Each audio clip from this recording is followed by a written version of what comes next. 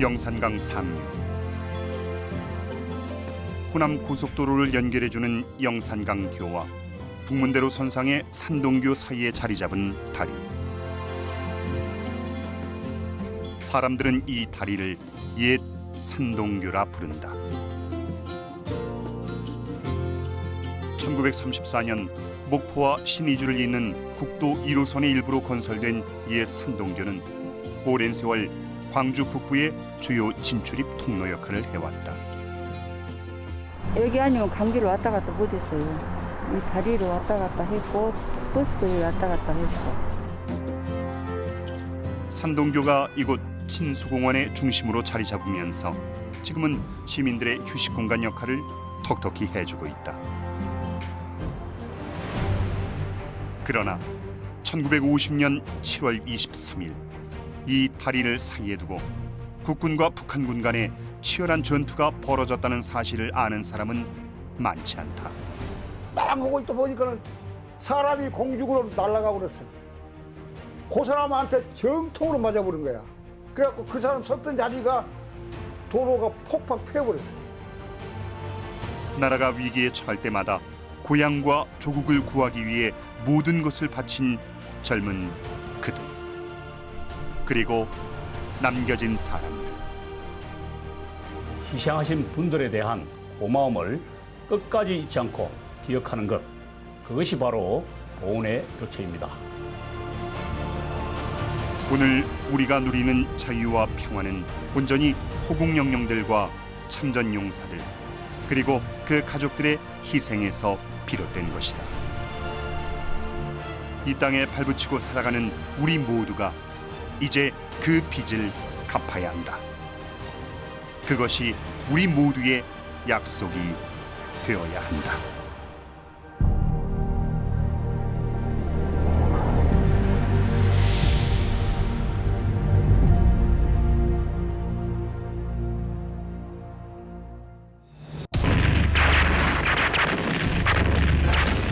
(1950년 6월 25일) 새벽 북한군은 소련제 탱크를 앞세우고 전면 기습 남침을 감행했다. 전대미문의 동족 상잔, 그 비극이 시작된 것이다. 북한의 그 남침 전략은 3일 내에 서울을 갖다 점령한 이후에 지방에서의 그 좌익 세력들의 이제 홍을 갖다 유발하고 그러고 난 다음에 신속하게 북한군이 남해안까지 진출을 해서 전쟁을 갖다 정리를 하고 그 다음에 서울에다 통일 인민정부를 수립한다는 게 기본 전략이었습니다. 오랫동안 치밀하게 전쟁을 준비한 측과 그렇지 못한 측의 차이는 확연했다. 마치 대학생과 초등학생 간의 싸움이라고 해도 과한 표현이 아닐 정도였다. 순식간에 38선을 돌파한 북한군은 3일 만에 서울을 점령하고 파죽지세로 남하한다. 호남 지역을 주 공격 목표로 정한 북한군은 팔로군 출신의 방호산이 이끄는 제6사단이었다.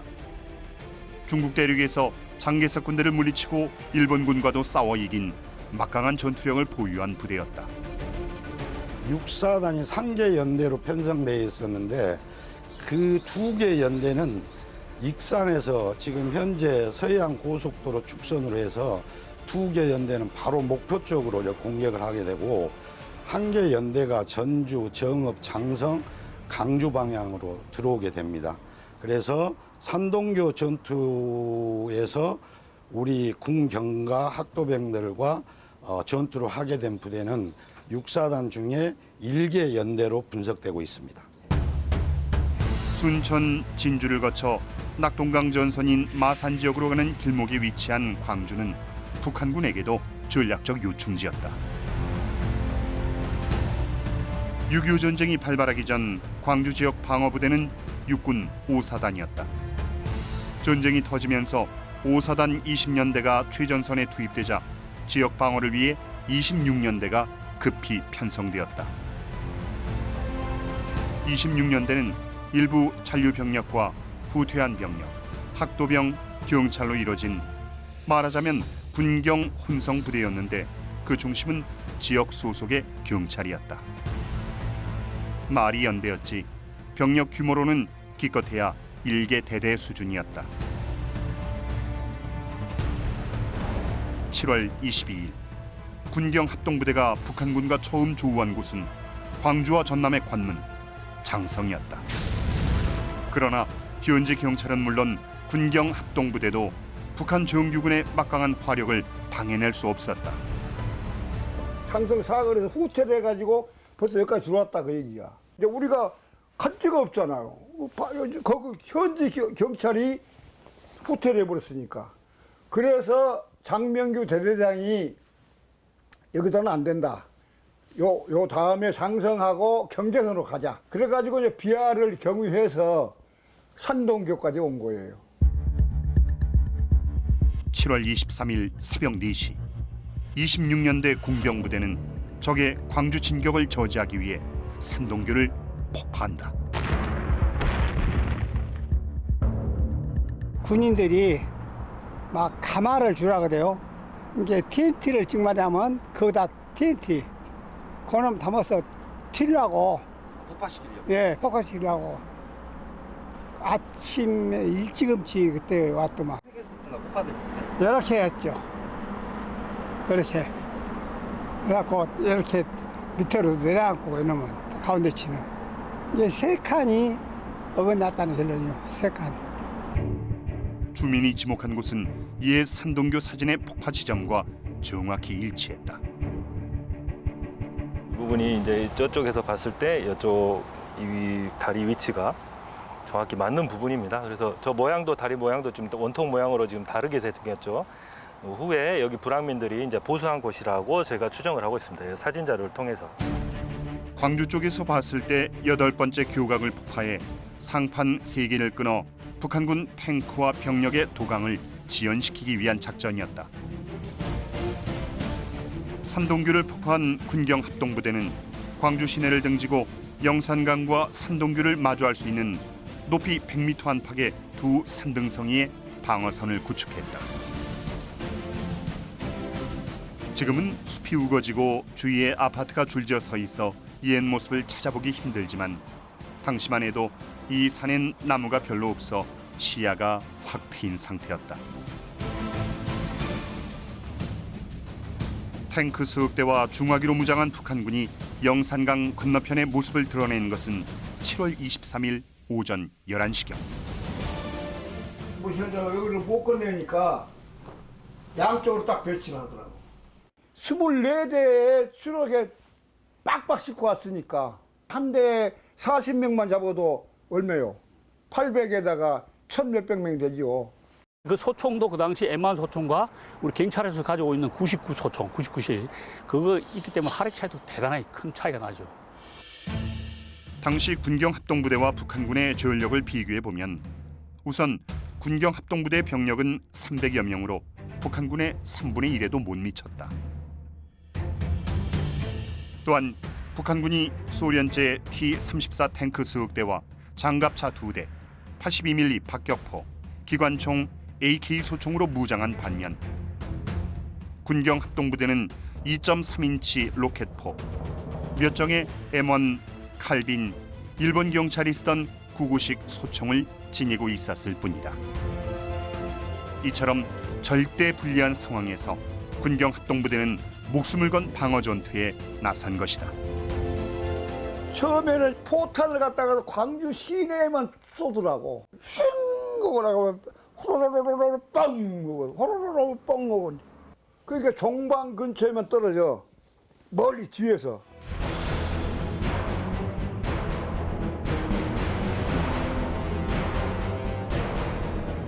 광주 도심을 향한 포사격이 끝나자 북한군의 본격적인 공격이 시작되었다. 군경 합동부대도 로켓포와 소총으로 응전했지만 중화기로 무장한 북한군 정규군과 맞서기에는 역부족이었다. 더구나 군경 합동부대원들은 개인 화기마저 제대로 갖추지 못한 상태였다.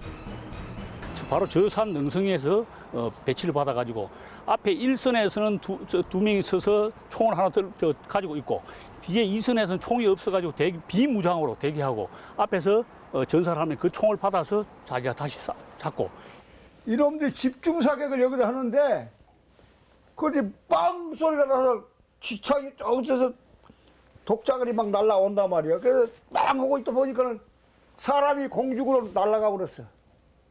그 사람한테 정통으로 맞아버린 거야. 그래갖고 그 사람 섰던 자리가 도로가 폭팍 피어버렸어요. 그래서 한참 있다 보니까는 내 옆에 있던 장명규 대대장이 나 죽네 한단 말이야. 지옥이 따로 없었다. 조귀보옹은 중상을 입은 장명규 대대장을 들쳐업고 찬존 병력과 합류해 화순을 거쳐 순천 쪽으로 후퇴했다가 마산에 도착해 낙동강 전투에 참여한다. 2시간여의 치열한 전투 끝에 군경 합동부대가 후퇴하자 북한군은 탱크를 앞세우고 영산강을 건넌다. 당시에는 영산강 수심이 지금처럼 깊지 않았다. 물이 적었어요. 아주 바닥 보일 정도로. 차들이 안 좋으니까 막 빠진 놈도 있고 고장난 놈도 있고 막 시글시글했어요. 차들이. 부관차. 탱크는 다 지나가고요. 예, 탱크는 지나가 버리고. 산동교 폭발을 시작으로 2시간여의 치열한 전투 그리고 퇴각까지 상당 시간 동안 북한군의 광주 진입이 지연되면서 시민들은 피난 갈 시간을 벌었고 일부 우익 인사들도 급히 몸을 숨길 수 있었다. 또한 북한군의 추격을 지연시키기 위해 학동철교와 지원동 다리를 폭발 시간도 확보할 수 있었던 것이다. 뿐만 아니라 산동교 전투는 수세일변도였던 당시의 전세를 전환하는 데 기여하기도 했다. 전쟁에서 기습하는 부대에게 10시간을 지원해 줬다면 굉장히 크죠. 그래서 우리가 낙동강 방어선을 사수하는 데 기여를 했고 우리가 또 낙동강 방어선을 사수함으로써 9월 15일 날 인천 상륙작전을 하게 되고 그 이후에 우리가 북진을 하게 되는데 산동교 전투가 그런 의미에서 큰 기여를 했다고 분석이 됩니다. 산동교 전투 과정에서 김홍희 총경과 강대송 경위 등 30여 명이 전사하고 장명규 경감이 다리를 잃는 등 50여 명이 부상을 당했다. 70년이 지난 지금도 산동교에는 그날의 처절했던 전투를 증언해주는 상흔이 곳곳에 남아있다.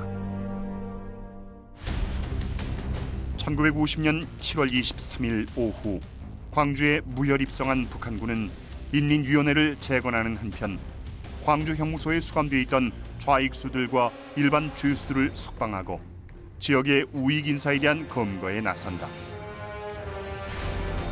초대 전남지사를 지낸 최영욱을 비롯해 호남은 행장 현준호, 사업가 박인천 등의 인사들이 검거돼 고초를 겪었다. 적치하에서 광주 시민들은 통치 기구가 바뀐 것 말고는 이렇다 할 변화를 느낄 수 없었다. 반면에 오랜 세월 지주와 소작인 간 갈등이 심했던 전남 농촌 지역에서는 지주 계급들이 큰 피해를 입었다. 그 후 남한이 수복되자 이번엔 우익의 보복이 같은 방식으로 진행되었다. 1950년 9월 15일 유엔군의 인천 상륙작전이 성공을 거두면서 전황이 급변한다. 국군과 유엔군은 9월 28일 서울을 수복하고 10월 1일 383을 돌파한다. 그즈음 부산 경남 방면에서 악전고투하던 전남 경찰병력 그리고 미군 1개 소대가 10월 초 광주에 진주한다. 인천 상륙작전으로 북한군의 허리가 잘리면서 광주 전남 지역에 고립된 북한군과 좌익 세력은 광주 인근의 무등산, 백아산, 불갑산 그리고 백운산, 지리산 등으로 입산해 끈질기게 저항한다. 이 부대의 병력이 한 2만 정도 가까이 되는 거죠. 잔존 병력들이 중공군이 개입한 이후에 북한군 내려왔을 때 이들과 연결시키려고 하는 작전들 같은 계속 펼치게 되는 것들이죠. 그 호남 지역에서는 게릴라전이 치열하게 벌어지게 되는 것들입니다. 그러나 북한군은 인천 상륙작전 이후 다시는 남쪽으로 내려오지 못했고 1950년 10월 10일부터 시작된 군경의 대대적인 토벌작전에 의해 좌익 저항 세력은 와해된다. 10월 15일 국군 11사단 20년대가 광주에 들어오면서 광주는 수복된다. 산동교 전투가 있은 지 2개월 22일 만이었다. 한편 인천 상륙작전의 여세를 몰아 북진을 거듭하던 우리 군은 10월 19일 평양을 탈환하고 10월 26일 압록강까지 진격한다. 그러나 11월 1일 중공군이 압록강과 두만강을 건너 참전하면서 유엔군과 한국군은 결국 38선 이남으로 후퇴하고 만다. 38선을 경기로 전선이 교착되자 남북 양측은 2년이 넘도록 승자도 패자도 없는 일진일퇴의 고지쟁탈전을 벌인다.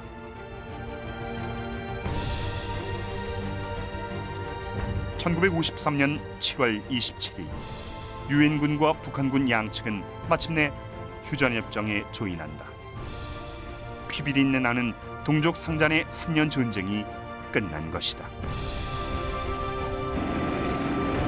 6.25 전쟁은 남북한 모두 합쳐 약 400만 명의 사상자와 1000만 명의 이산 가족을 낳았고 전 국토를 잿더미로 만들었다.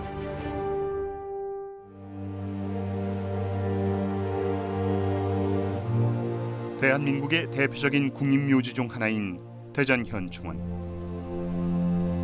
나라를 지키기 위해 모든 것을 바친 42만 8천여 호국 영령들이 이곳에 잠들어 있다.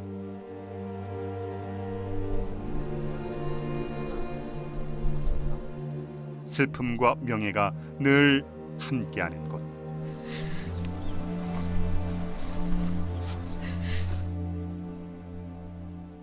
아들이 먼저 가신 아버지를 만나러 왔다. 저 같은 경우에 저 보시다시피 이렇게 휠체어 장애인인데 좀 선산이 있긴 있는데 아버님 만약에 그쪽에 붙이셨으면은 뭐 올라가지도 못하고 못하는데 그나마 이제 여기 붙이셔갖고 이제 가끔씩 다 찾아뵐 수도 있고. 예. 광주 전남을 고향으로 둔 자랑스러운 호국의 영웅들도 우리는 이곳에서 만날 수 있다.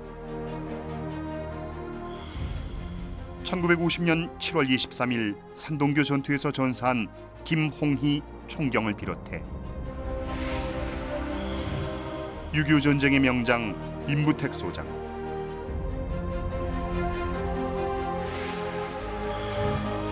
초저공 침투 공격의 달인 옥만호 대장,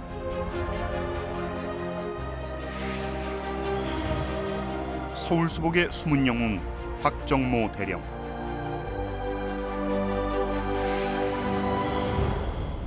대전차 특공 영웅 조달진 소위,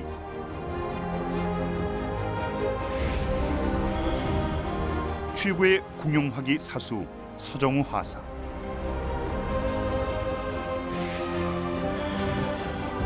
최후까지 고지를 사수한 서홍선 소위는 위패로 모셔져 있다.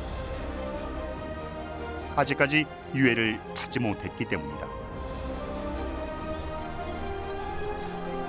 뒤늦게라도 유해를 찾은 전사자들은 묘지에 묻히고 위패 안치실에 새겨진 고인의 이름은 무궁화로 바뀐다.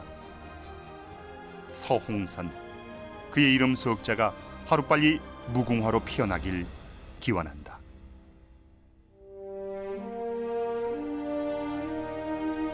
서울 국립현충원에도 수많은 우리 지역 출신 전쟁 영웅들이 잠들어 있다. 6탄 10용사 박창근 상사의 묘비, 1949년 5월 4일에 있었던 송악산 전투의 영웅이다. 아시다시피 육탄 공격은 굉장히 많은 희생이 따르는 공격입니다. 그래서 어느 부대나 어느 대원한테 명령을 내리기가 쉽지 않은데 너나 할 것 없이 많은 소대원들이 자원을 하여서 육탄 공격을 감행하게 되었습니다. 불굴의 투지로 불꽃이 된 이상수 소령도 이곳에 있다. 그리고 고광수 대위, 박양규 순경, 최성모 소령, 김호규 중령, 여방호 하사, 강호륜 준장, 송효석 소위, 한정일 총경도 잊지 말아야 할 이름들이다. 그리고 호명하지 못한 광주 전남 지역 출신의 수많은 호국 영령들, 그들도 우리 가슴에 새겨야 한다. 아들 나이에 반밖에 안 된 젊은 아버지가 백발의 아들이 일하는 모습을 내려다보고 있다. 2020년 4월에 호국 영웅으로 선정된 부친의 포스터 그리고 캘린더가 곁에 있어서 그런지 성상열 씨는 마음이 든든하다. 지금 제가 이 나이 같아 보니까 너무 젊으시네요. 제가 이 31살 때는 어땠을까 하는 생각도 드시고, 굉장히 일찍은 가셨지만은 국가에 대해서 굉장히 좋은 일 하시고 가신 것 같아서 살아있는 저희들로서는 굉장히 자랑스럽게 느낍니다. 고맙고요.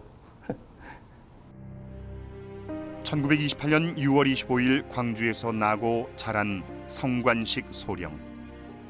해병대 소위로 6.25에 참전해 1952년 9월 6일 사천강 전투에서 진지로 몰려드는 중공군을 백병전으로 막아낸 6.25 전쟁 영웅이다. 휴전과 함께 해병대 교육단에서 복무하던 그는 해병대 항공단 창설에 주도적으로 참여한다. 그러나 1958년 9월 비행훈련 중 불의의 사고를 당해 31세를 일기로 순직한다. 아들 성상열 씨가 태어난 지 8개월, 손위 누나가 4살 때였다. 다른 사람들은 아버지랑 목욕탕도 가고 근데 나는 왜 맨날 할아버지하고만 가지? 우리 아버지는 어디 계시지? 아버지라는 든든한 백이 옆에 있는 거하고 없는 거는 항상 차이가 많이 나죠. 지금은 요양원에 계시지만 자녀들에게 아버지처럼 항상 자존심을 지키며 꿋꿋하게 살아가라는 가르침을 주셨던, 그리고 남편을 누구보다 사랑했던 어머니. 굉장히 서로 좋아하셨는가 봐요. 근데 이제 안타까운 것은 너무 어머님이 젊은 나이에 아버님 본인이 31살에 돌아가셨으니까 제 놔두고 지금까지 청소년으로 살았다는 게 너무 참 미안하고 고맙고, 유족들의 남은 삶이 항상 평안하기를.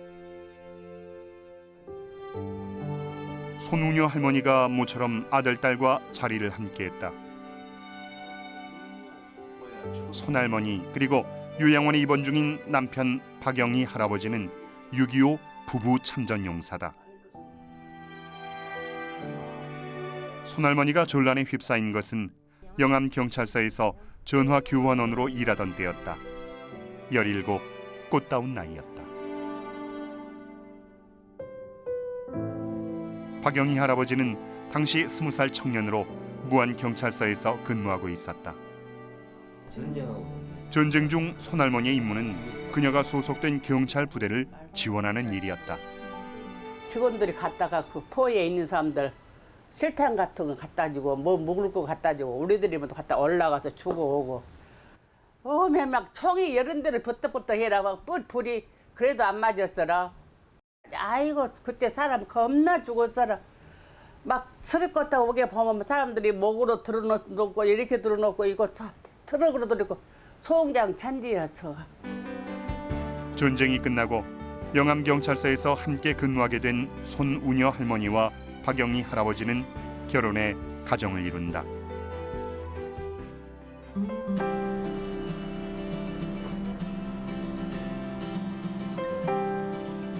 손우녀 어르신과 자녀들이 박 할아버지가 입원해 있는 요양병원을 찾았다.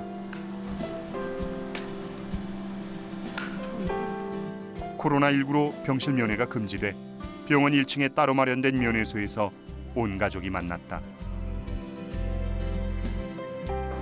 아버지, 코로나 전염병 때문에 못 오게 하니까 이렇게 맞고 하는 거야, 아버지.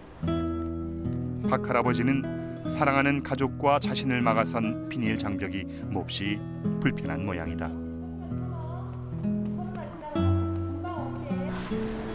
영현 씨, 6.25 전쟁 기억나요? 6.25 전쟁 빵빵 총 쏜 거 기억나요? 박영희 할아버지의 표정이 갑자기 굳어진다. 지리산 토벌작전에 그 참전하셨다는 얘기를 말씀하셨는데 그 부분이 굉장히 나름대로는 크게 상처가 트라우마가 좀 있으신 모양이더라고요. 그래서 6.25 전쟁과 관해서는 말씀 잘 안 하세요. 6.25 참전 용사를 부모로 둔 자녀들의 심정 남다를 수밖에 없다. 그분들의 그 같은 행보가 사실 저한테는 커다랗게 나름대로 살아가면서 인생이 지친 데였고 그런 부분에서 상당한 자부심을 갖고 있고. 사실 6.25 그 당시 때 얼마나 많은 사람들이 얼마나 많은 고통 속에서 그 시간들을 다 지켜냈는지 상상이 가늠이 잘 안 가지만 그때 그 시간들을 우리 모두가 좀 한 번쯤은 더 생각해주고 기억해주고 그리고 잊지 않아줬으면. 6.25 참전 학도병 광주 전남 동지회 회원들이 한자리에 모였다. 해가 갈수록 참석하는 회원들이 줄어들고 있다. 세상을 떠나거나 병석에 눕는 전우들이 점점 늘어나고 있기 때문이다.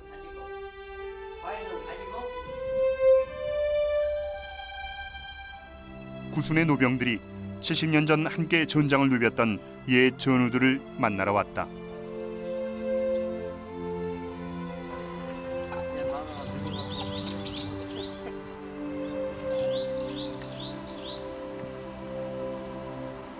(150명이) 그날 혈서 지원을 했어, 광주 학생들이. 그런데 그 아까운 동지들 다 경상도 땅에다 묻고 왔습니다. 살아 돌아온 학생들은 68명이 돌아왔어요. 이렇게 돌아와서 보니까 너무 허전하지 않아요. 그래갖고 안 되겠다. 무엇인가 우리가 남기자. 그래서 68명의 회원들이 십시일반으로 돈을 모아 지난 1989년 이곳에 광주 전남 순국학생 위령탑을 세웠다. 광주시는 부지를 제공했다. 대부분 10대 후반의 학도병에 지원한 그들에게는 군번도 제대로 된 지원도 없었다. 우리 한국군 장비는 형편없으면 우리 학도병은 더욱히 좋은 무기를 주지 않았어요. 낭차면은 총탄이 없어서 못 썼어요. 계급 있고 한없씩 나오는데 그것 갖고 못 살아요. 그러니까 식사 때면은 두세 사람 꼭꼭 짜가지고 한 집, 두 집, 세 집 꼭 얻어먹었어요. 전투 중 부상을 당해 지금도 몸 가누기가 불편한 위홍걸 할아버지. 가진 것이라고는 몸뚱아리 하나와 조국을 지키겠다는 일념뿐이었지만 그때의 선택에 대해 후회해 본 적은 없다. 우리는 아무것도 몰랐습니다. 모릅니다. 공산당이니 무엇이 모르나 나라를 지킨다는 그 일념으로 우리를 나간 것이라고. 모두 그런 마음들이었어요. 아이, 외국에서 와서 우리나라를 지켜주기 위해서 왔는데 우리 학생들이 솔선수범 안 하면 누가 하겠냐. 총구에 꽂힌 핀촉이 옛 학도병들의 마음을 그대로 전해주고 있는 듯하다. 3.3일 군사안보지원부대장님. 현충일 아침 광주공원 현충탑 앞에서 현충일 추념식 행사가 열렸다.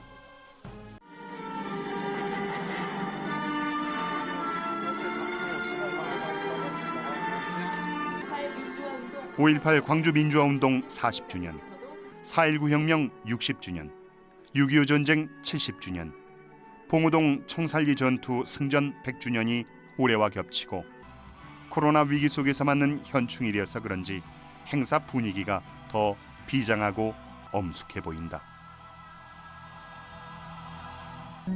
조국 하늘에 태극기가 휘날리며 돌아오겠다고 부모의 형제 그리고 아내의 손을 놓으며 마을 어귀에서 했던 언약, 당신의 이름은 단 하루도 우리의 내리에서 잊혀진 적이 없습니다. 이제 편히 잠드소서.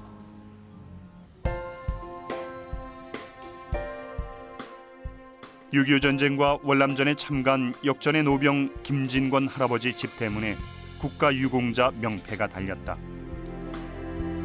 국가유공자에 대한 사회적 예우 분위기를 조성하고 국가유공자의 자긍심을 높이기 위해 지난해부터 대통령령으로 시작된 사업이다. 국가유공자들께서 행복하게 잘 살아야 역사가 교훈을 줍니다. 후대들이 국가유공자들을 존경하고 잘 모시는 것이 국난 극복의 동력입니다.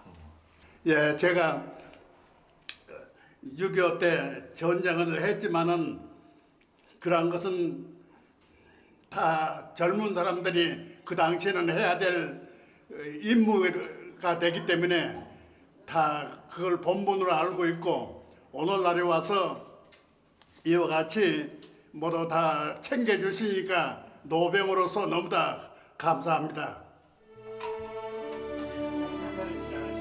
명패 부착식이 끝나자 광주시장은 존경을 담아 할아버지에게 큰 절을 올리고 또한 나라 지켜주셔서 감사합니다. 보훈청장은 미리 마련한 선물을 드렸다. 작은 기념 선물입니다. 건강하십시오. 수십 년 동안 군문에 몸담았던 한 남자의 아내로 30번 가깝게 이사를 다녀야 했던 김영숙 할머니의 삶 또한 전쟁터와 다름없었다.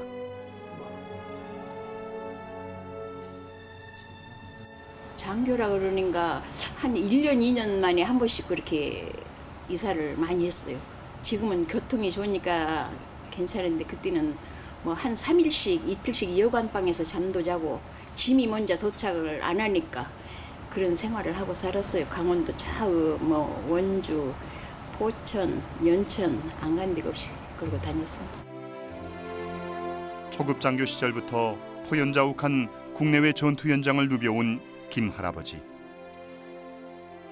그래서인지 오래전부터 청력에 이상이 오기 시작했다.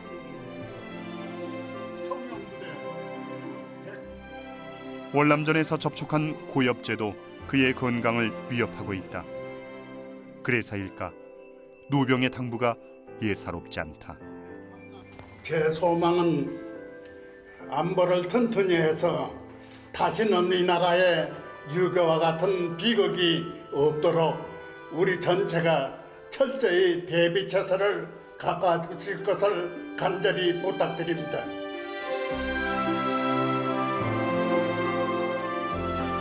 나라를 위해 희생한 그들을 이제는 국가와 국민이 돌볼 차례다. 그간 저는 보훈가족에게는 믿고 의지할 만한 보훈 울타리가 되도록 또 지역 주민들께는 보훈 행정이 신뢰를 받을 수 있도록 노력해 왔습니다. 국가 유공자와 유가족을 예우하고 이분들의 고언과 희생을 널리 알려서 국가 발전에 이바지하는 일이 보훈청장의 일이라고 생각합니다.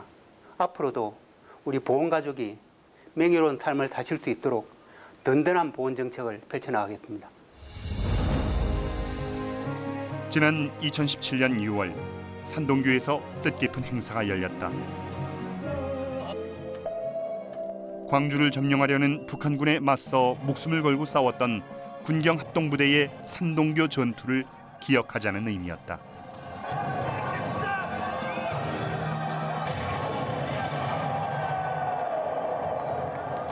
특히 1차 대전, 2차 대전. 6월 호국 보훈의 달을 맞아 광주의 한 대학 군사학과 학생들이 산동교를 찾았다.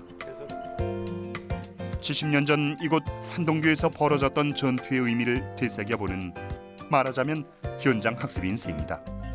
이 도로가 지금 장성에서부터 강주로 이어진 도로였어. 그래서 우리 여기서는 5사단 26년대가 방을 하고 있었는데, 여기서 이제 장성에서부터 들어오는 북한군 6사단하고 여기서 대치를 하게 돼. 미래의 직업 군인으로 국방을 담당하게 될 젊은 그들이 생각하는 호국과 참 군인의 길은 무엇일까? 저와 비슷한 나이에 국가를 위해 희생하신 호국 영령들이 안 계셨다면 지금과 같이 발전된 우리나라가 없었을 것이라 생각해서 호국 영령들 그분들께 감사함을 잊지 말아야겠습니다. 여성도 국가를 위해 희생을 한다는 것이 더 멋있다고 생각하기 때문에, 그런 멋있는 군인이 되기 위해서는 군사학과에서 많은 것을 배워야 된다고 생각해서 군사학과를 지원했습니다. 제가 원래 경호원이 되고 싶었는데 경호원은 한두 사람밖에 보호를 못하기 때문에 군인이 되면 전 국민을 보호할 수 있다고 생각돼서 군인을 하게 되었습니다. 광주지방보훈청에서는 최근 산동교 전투 70주년을 맞아 6.25 전쟁의 영웅들 산동교 전투라는 제목의 웹툰을 제작해 공개했다. 6.25 전쟁 당시 지역의 청년들이 고향과 나라를 지키기 위해서 어떤 희생을 치렀는지를 오늘의 젊은이들이 배울 수 있도록 한 것이다. 지금은 시민들의 휴식처로 안보 교육의 장으로 활용되고 있는 산동교가 한때 헐릴 위기를 맞기도 했다. 당초 호남고속도로 설계 노선이 산동교와 겹치자 산동교 근처에 사는 주민들이 문제를 제기하면서 지금의 노선으로 변경됐다고 한다. 지역민들은 또한 십시일반 보리쌀을 걷어 산동교 복구 공사비에 보태기도 했다. 70년 전 산동교가 폭탄을 안고 무너지면서 광주 시민을 살리더니 이번엔 지역민들이 산동교를 살려낸 것이다. 광주 지역 유일의 6.25 전적지이자 현충 시설 중 하나인 산동교를 역사 교육의 현장으로 가꾸자는 논의도 활발해지고 있다. 지금 현재 산동교 전투는 증언이라든지 이런 자료 위에 문서로 된 자료라든지 이런 것들이 상당히 좀 미흡합니다. 그리고 증언도 지역민들의 증언들이, 다양한 증언들이 나와야 됩니다. 지역에서 먼저 이러한 것들을 갖다 발굴해내고 그 주변에 상징물이나 기념관을 조성했으면 좋겠습니다. 그래서 우리 지금 신수공원을 앞으로 평화공원으로 만들어서 우리 젊은이들에게 6.25와 같은 비극적인 상황이 다시 일어나지 않도록 나라 사랑하는 마음을 전하였으면 좋겠습니다.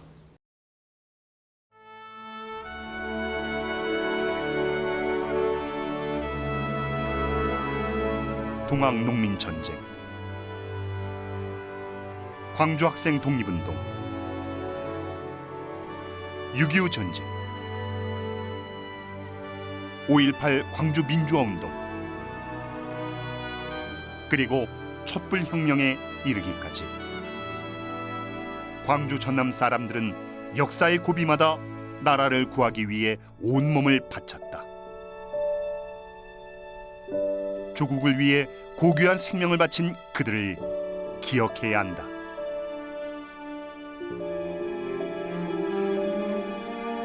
이들의 숭고한 희생 위에 지금의 대한민국이 있다는 것을 잊지 말아야 한다. 그날의 헌신이 오늘의 자긍심이 되게 해야 한다.